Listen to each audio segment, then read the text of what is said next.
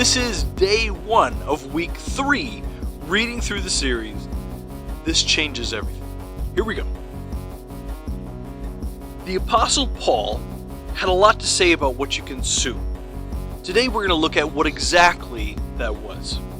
As the gospel changes who we are from the inside, how we interact with the outside world is also changed. This can be difficult when your interaction with the outside world has been from a standpoint of you. Part of changing comes from our communion with God through prayer and His Word, seeing the world from His perspective. This idea comes into play in many different ways, but one of the most simple and also difficult is what we consume. Now, I'm not talking about the food that we eat. I'm talking about what we listen to, what we watch, what we read. Head over to Philippians 4 verse 8. Paul is writing a letter to the church at Philippi, and his main purpose is to encourage them to live as believers among the world.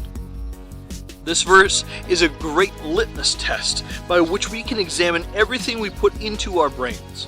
In the verse below, take a moment and circle in your mind all the descriptive words that you hear.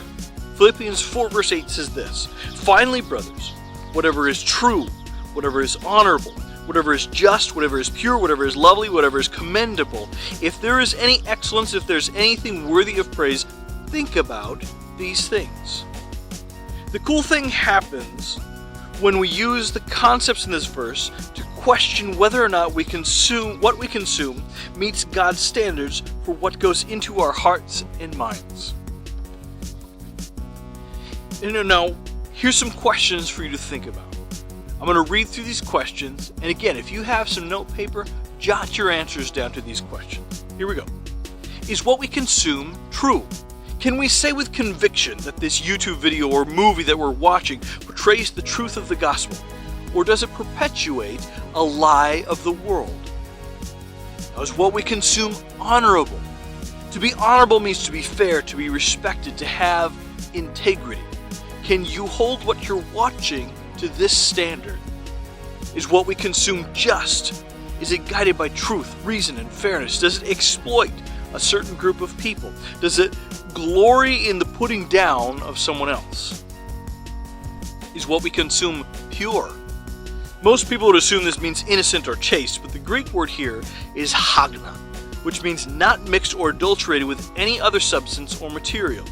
Don't watch or read or listen to something that mixes up what you know to be true about Jesus. Is what we consume lovely? This can also be asked, is it worthy of affection? Is what you're watching worth the energy you're giving to it? Or is it better left ignored?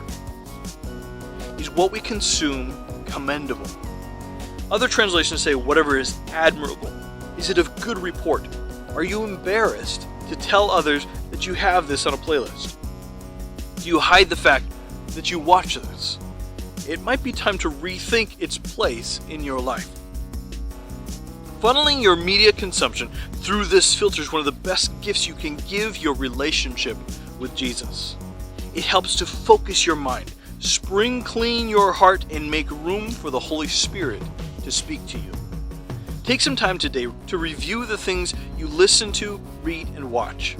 Put them to the Philippians 4:8 test and ask Jesus to convict you where you can make a positive change in this area. All right, that's day 1 of week 3. We'll see you tomorrow.